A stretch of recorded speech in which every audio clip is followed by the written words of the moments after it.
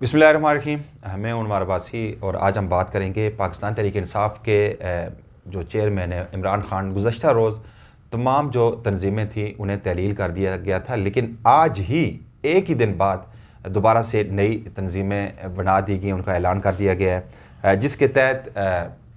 اسد عمر کو secretary general مقرر کیا گیا ہے. اس کے علاوہ وفاقی وزیر اطلاعات و نشریات فواد چودھری نے اپنے ٹویٹ میں یہ کہا ہے کہ جو وفاقی وزیر کا یہ کہنا ہے کہ تحریک انصاف کے جو اسد عمر نئے سیکرٹری جنرل ہوں گے، اور اس کے علاوہ پرویز خٹک خیبر پختونخوا کے صدر ہوں گے، علی زیدی کو سندھ کا، قاسم سوری کو بلوچستان اور شفقت محمود کو پنجاب کے صدر ہوں گے. انہوں نے یہ بھی بتایا کہ خسرو بختیار جنوبی پنجاب کے صدر ہوں گے، جبکہ عامر محمود کیانی کو ایڈیشنل جنرل سیکرٹری مقرر کیا گیا ہے. ہمارے ساتھ موجود ہیں سینئر صحافی اور اینکر پرسن نوید ستی، ان سے ہم بات کریں گے. ستی صاحب، بڑی اجرت میں یہ فیصلہ ہوا، گزشتہ روز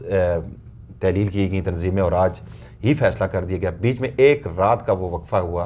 اور اس کے بعد اتنی اجرت میں کیا ضرورت تھی انہیں تحلیل کرنے؟ ایک 21 رکنی کمیٹی بھی بنائی گئی تھی. کیا اس کی سفارشات کی روشنی میں یہ نئی تنظیم بنائی گئی ہے یا کہ اجرت میں یہ فیصلہ کیا گیا ہے؟ دیکھیں، کل جب کمیٹی آپ نے دیکھا ہوگا کہ سپریم کمیٹی، یعنی اس کے بارے میں یہ کہا جاتا تھا کہ وہ ایک غیر معمولی اجلاس تھا.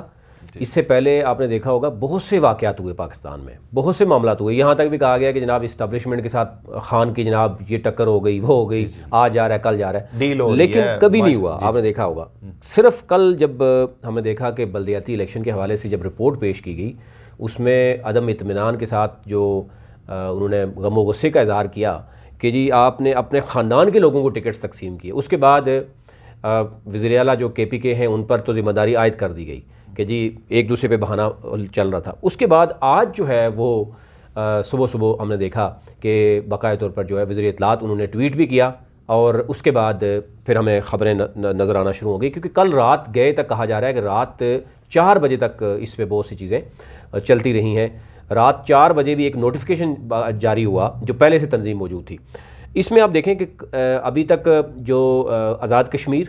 گلگت بلتستان کی ابھی تک ڈیسائیڈ نہیں ہو سکا، لیکن اوورال یہ کہا جا رہا ہے کہ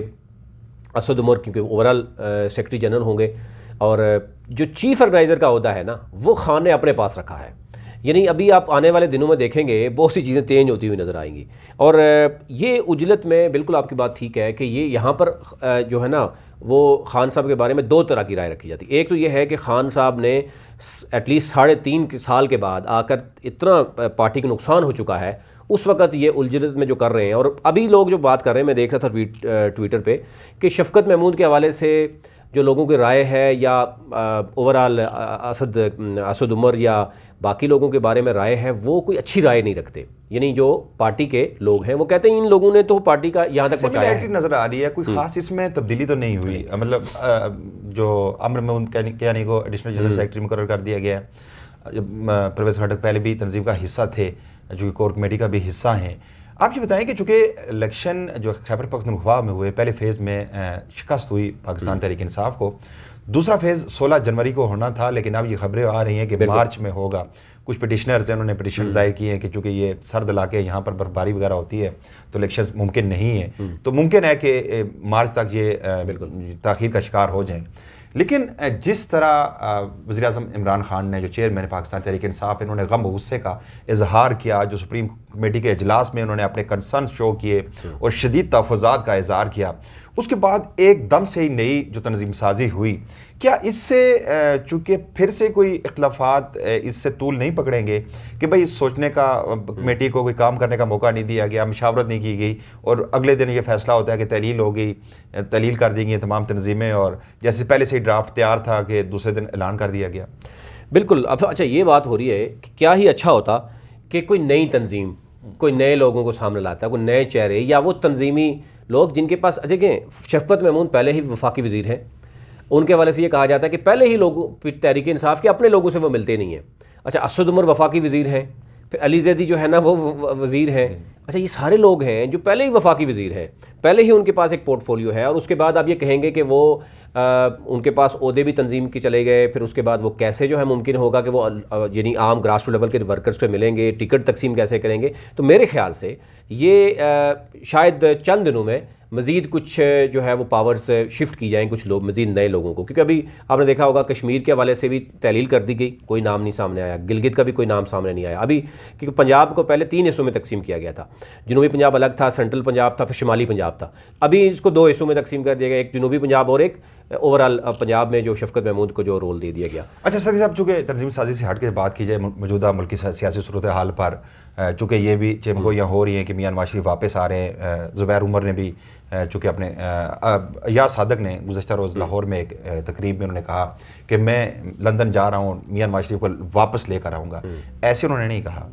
اس سے پہلے بھی ہم نے ایک نجی ٹی وی چینل کی خبر دیکھی کہ نواز شریف سے ڈیل ہو رہی ہے، ڈیل کس طرح کی ہو رہی ہے، کون کر رہا ہے، اور اگر ڈیل ہو رہی ہے تو پھر ڈیل کس لیے ہو رہی ہے؟ اگر ڈیل ہی ہونی تھی تو یہ سارا ڈرامہ کیا تھا؟ دیکھیں، میں اپنے ذرائع کی بات کروں، میں اس حوالے سے میں نے بھی ایک دو جگہ سے جاننے کی کوشش کی تو پتہ یہ چلا کہ یہ ایک مسلم لیگ نون کا ایک سٹنٹ ہے۔ وہ اس لیے ہے، دو اس کی وجوہات بتائی اس کی ایک وجہ اور بھی ہو سکتی ہے نا، ویزا ایکسٹینڈ نہیں ہو رہا، میں نے سنا ہے کہ ڈیپورٹ کیا جا رہا ہے۔ بالکل، آپ پہلے اس پہ چلے گئے کہ ایک تو یہ ہے کہ اگر ہوم ڈپارٹمنٹ جو ہے برطانیہ کا، کیونکہ اس کو جو پہلی انہوں نے اپلیکیشن دی تھی وہ دی تھی کہ بیمار ہیں،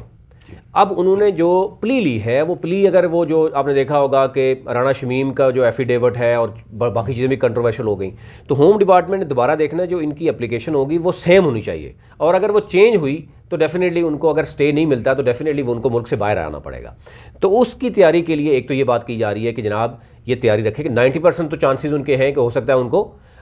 جو ہے وہ ایکسٹینڈ نہ ہو، اور پھر وہ جائیں گے وہاں پر پناہ لینے کے حوالے سے جا سکتے ہیں وہاں۔ لیکن اگر ان کو یہ فیل ہوا کہ جناب اب تو برطانیہ نے اگر صاف انکار ہی کر دیا کہ جناب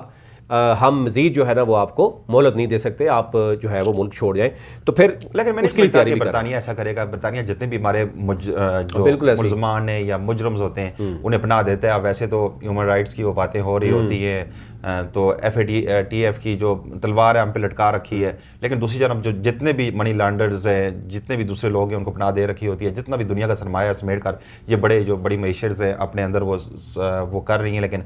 کبھی کسی ایسے مجرم کے خلاف جو انٹرپول کے ذریعے بھی ریکویسٹ کی گئی کسی کو حوالے نہیں کیا، ایون کہ الطاف حسین کو بھی نہیں کیا گیا، اور نہ نواز شریف کو واپس کریں گے، کچھ نہ کچھ اس کا حل نکل آئے گا۔ لیکن دوسری جانب جو اس وقت جو ایک انوائرمنٹ کریٹ ہو چکا ہے، جو ایک بے یقینی کسی کیفیت ہے، عام یہ چمگویاں یہ بھی ہو رہی ہیں کہ وزیر اعظم عمران خان خود یہ چاہتے ہیں کہ جو بلدیاتی الیکشنز یہ کرانے کے فوری بعد اسمبلیاں تحلیل کر دی جائیں، تو کیا ایسا ممکن ہوگا؟ چونکہ اب پہلے جو 3.5 سال جو موجودہ حکومت سے کچھ ہو نہیں سکا، عوام سخت مایوس ہیں، مہنگائی، افراتفری ملک میں، آپ دیکھیں ایک تو گلوبل ڈیزاسٹر تھا، کورونا کی وجہ سے پوری دنیا کی جو معیشت تھی وہ بیٹھ گئی، پاکستان ایک چونکہ ترقی پذیر ملک تھا وہ بھی اس کے زد میں آ گیا، دوسرا یہ حکومت ڈلیور نہیں کر سکی۔ کیا عمران خان ایسی غلطی کرنے جا رہے ہیں؟ دیکھیں، میرے خیال سے ایک تو یہ بات ہوتی تھی کہ جناب نون لیگ اور پیپلز پارٹی خود کبھی بھی نہیں چاہتے، وہ یہ تماشا دیکھ رہے ہیں کہ کوئی اور عمران خان کی حکومت کو گرا دے تو وہ اس کے شادیانے بجائے، وہ خود نہیں کرنا چاہ رہے، پہلی بات۔ اور دوسری طرف جو ہے میرے خیال سے یہ ایک تسلسل چل پڑا ہے پیپلز پارٹی کے بعد نون لیگ، یعنی جب ایون نواز شریف کا نائلی ہوئی، آپ نے دیکھا کہ تقریباً 1.5-2 سال کے بعد الیکشن ہوئے، ویٹ کرنے کیا، اور اس کے بعد جو ہے وہ شاید خاقان عباسی جو ہے وزیر اعظم رہے۔ تو میرے خیال سے ایک تو حکومت پورے 5 سال کرے گی پورے، اور بلدیاتی الیکشن کے مکمل ہونے تک، یعنانی گلگت بلتستان کشمیر ان کی اکتوبر-نومبر تو ہو جائے گی 2022، اس کے بعد آپ کو پتہ ہے اکتوبر جو 2022 ہے نا اور نومبر، وہ بڑے اہم ہیں، کیونکہ اس میں آرمی چیف کی جو ہے وہ تبدیلی بھی ہے اور باقی چیزیں بھی ہیں، سپریم جو جج ہیں چیف جسٹس وہ بھی، اس کی بھی تبدیلی ہے۔ پھر آخری بجٹ جو ہے وہ 2022 کا ہی ہے، کیونکہ 23 کا تو آپ کو پتہ ہے کہ اس وقت تو صورتحال اور ہوتی ہے، وہ آپ جو مرضی کہہ دیں تو شاید، کیونکہ اپوزیشن بھی اس میں ہوتی ہے، تو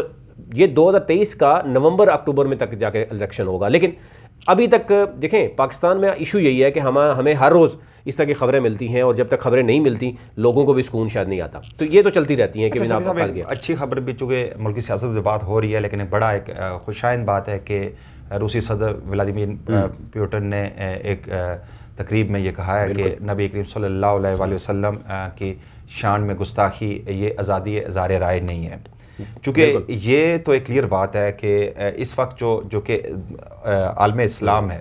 بالخصوص اگر گلف کنٹریز کی بات کریں، مڈل ایسٹ کی بات کریں، تو ماسوائے 2 ہی ملک ایسے سامنے آ رہے ہیں جو اس وقت اسلام میں اسلاموفوبیا کے خلاف بات کر رہے ہیں. وزیر اعظم عمران خان ہیں اور طیب اردوغان ہیں جو ترکی کے صدر ہیں, جنہوں نے کھل کر اسلاموفوبیا کے اور جس طرح جو ناپاک جسارت کی گئی فرانس کی جانب سے یا دیگر ممالک کی جانب سے کی جاتی ہے, تو کھل کر اسلام کا ایک فلسفہ بیان کیا جاتا ہے, اسلام کو بیان کیا جاتا ہے اور یہ اسلاموفوبیا کے خلاف بات کی جاتی ہے. اس پر آہستہ آہستہ دنیا اس چیز کو انڈورس کر رہی ہے, اور ولادیمیر پوٹن کا یہ کہنا کہ یہ آزادی ظاہر رائے نہیں, بالکل یہ بہت بڑی کامیابی ہے اس نیریٹو کی جو لے کر وزیر اعظم عمران خان چل رہے ہیں. لیکن میں نے دیکھا کہ مولانا فضل الرحمان نے ایک ٹویٹ کیا ہے کہ جی چونکہ یہ مطلب انہوں نے اپنے کھاتے میں ڈالنے کی کوشش کی ہے کہ عالم اسلام کو مجھے بتائیں کس ملک نے اس پہ احتجاج کیا تھا. جن ممالک نے خدا نہ فرانس کی بات کریں تو تمہارے جتنے بھی گلف جو کنٹریز ہیں وہ ان کے خلاف اپنے ریلیشنز قائم رکھے ہوئے ہیں, اور پھر یہ علماء کرام ہیں, انہوں نے کتنی آواز بلند کی تھی اسلاموفوبیا کے خلاف اور یہ جو گستاخانہ خاکے تھے ان کے خلاف.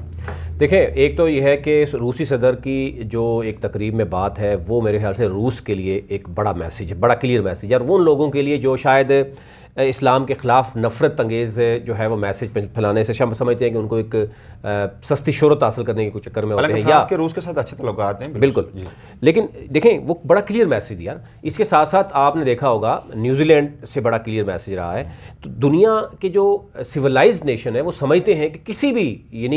بھی قوم, کسی بھی جو آپ کا ایریا ہے اس کے جو بھی فالوور ہیں, ریلیجس اسکالرز ہیں, ان کو نہیں چاہیے تھے کہ دوسرے کے کسی کے ریلیجن کے خلاف آپ اس طرح کی گفتگو کریں. تو میرے خیال سے ایک تو وہ میسیج بڑا کلیئر جو ہے وہ چلا گیا ہے. اور دوسری طرف آپ نے دیکھا ہوگا, ایک چیز کلیئر کرنا چاہ رہا ہوں, میں نے بات کی علماء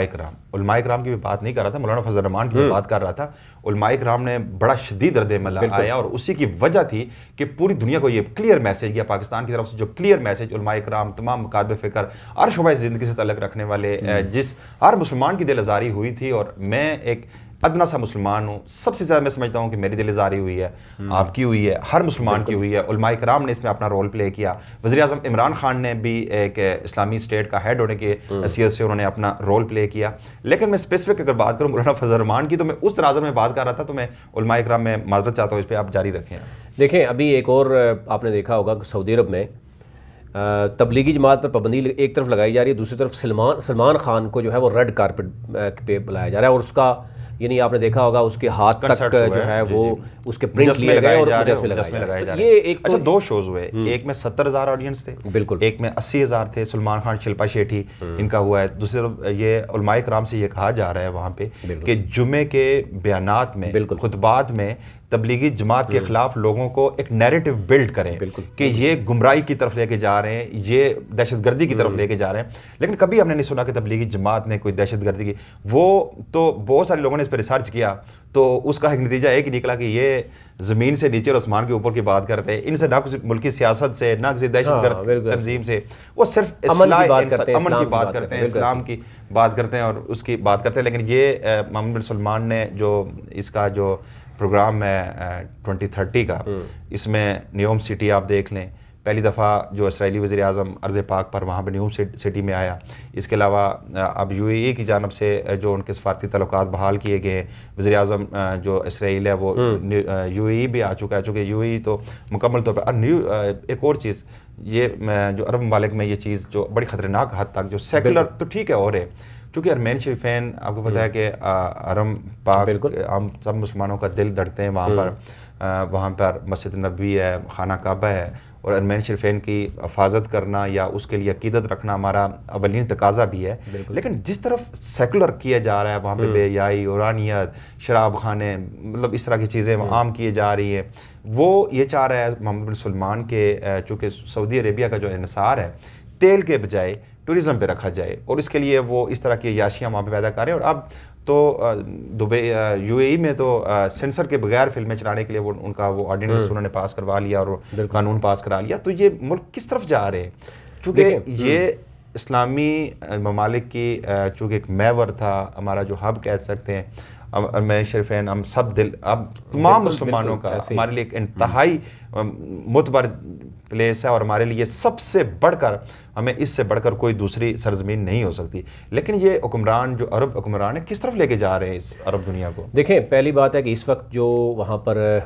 موجود ہیں، اور ایک تو یہ ہے کہ میں آپ کو یہ بتا دوں ویسے آنے والے دنوں میں دیکھیں گے ان کے لیے بڑا وہ جو جس پوزیشن میں جا چکے ہیں نا وہ بڑا خطرناک صورتحال میں انٹر ہو چکے ہیں. ان کے بارے میں بہت سے لوگ رائے رکھتے ہیں کہ شاید یہ چیز زیادہ دیر تک نہ چل سکے اور بغاوت ہو سکتی ہے سعودی عرب میں کو جس سپیڈ میں وہ جا رہے ہیں. آوازیں اب آہستہ آہستہ آنا شروع ہو جس سپیڈ میں جا رہے ہیں اور کچھ بھی ہو سکتا ہے، قید میں رکھا بالکل اور کچھ بھی ہو عملی سکتا طور ہے. پر شہنشاہ بن چکے ہیں نا، بادشاہ بن چکے. سلمان بن عبدالعزیز جو ہیں وہ چونکہ علیل ہے کافی عرصہ سے، بالکل، اور پریکٹیکلی اب عملی طور پر وہ تو ان کی اپنی فیملی میں کیونکہ اختلافات موجود ہیں، اور دوسرا رخ کیونکہ سب کچھ کیونکہ ان کی اسٹڈی امریکہ میں ہے، پھر ان کے ریلیشنز ہیں، ذاتی طور پر ریلیشنز جو ہیں وہ یہودیوں کے ساتھ ہیں. آپ اندازہ کریں کہ ان کی جو بینک بیلنسز کی بات کی جاتی ہے کہ وہ سب سے زیادہ امریکہ میں ہے، امریکہ کے کہنے پہ سارا کچھ جو ہے وہ ہوتا ہے. تو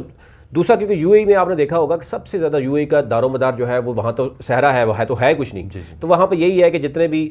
بلیک منی ہے وہ وہاں پہ چلی جاتی ہے، بڑی بڑی عمارتیں آپ کو نظر آئیں گی وہاں پہ. انہوں نے ٹورزم جو کیا اور سعودی عرب سے میکسیمم تعداد جو ہے نا وہ ویکینڈ پہ ادھر منانے چلی جاتی ہے. تو انہوں نے ایک تو اس کو روکنے کے لیے اور دوسرا دنیا کو بلانے کے لیے انہوں نے ایک الگ سے جو نیوم سٹی کا کنسیپٹ دیا، اور اس کے بعد جس تیزی سے وہ یعنی پہلے آپ نے دیکھا ہوگا کہ خواتین اکیلا سفر نہیں کر سکتی تھی، وہ کیا. پھر ریسلنگ وہاں پر باقاعدہ مقابلے شروع کر دیے. اب وہاں پر بہت سی چیزیں جو ہے وہ مطلب ایسے دیکھنے میں نظر آ رہی ہیں کہ جو شاید کسی تھرڈ ورلڈ کنٹری میں بھی جہاں پہ ہم دیکھیں نا، یہاں پر تو پورے مسلم امہ کے لیے ایک رول ماڈل ہونا چاہیے سعودی عرب کو. 56-57 ممالک ہیں OIC کے، لیکن آپ دیکھیں کہ اس میں ان کا رول جب بھی ہمیں مقبوضہ کشمیر میں بات کی ایک مزاحمتی بیان تک نہیں دیا گیا، اور اس میں یہ کہا گیا کہ جناب کیونکہ ان کے ساتھ بزنس کے مراسم ہیں، کہہ رہے ہیں کہ عالم اسلام کی وہ جو اسلاموفوبیا کے خلاف جو جدوجہد ہے اس کا حصہ ہے. بہت شکریہ نوید سعدی صاحب، چونکہ آج پروگرام میں مختلف موضوعات پر بات ہوئی اور انشاءاللہ آئندہ بھی ہم اس موضوع پر بات چیت کرتے رہیں گے. بالخصوص جو سعودی عربیہ کے جو شہزادہ ہیں سلمان بن عبدالعزیز محمد بن سلمان، ان کی طرف سے جو ایک سیکولر سعودی عربیہ کا جو ایک پروگرام ہے 2030، اس کے متعلق بھی نیکسٹ پروگرام میں بات کریں گے. تب تک لیے میں اجازت دیجیے گا. اللہ نے کے بعد.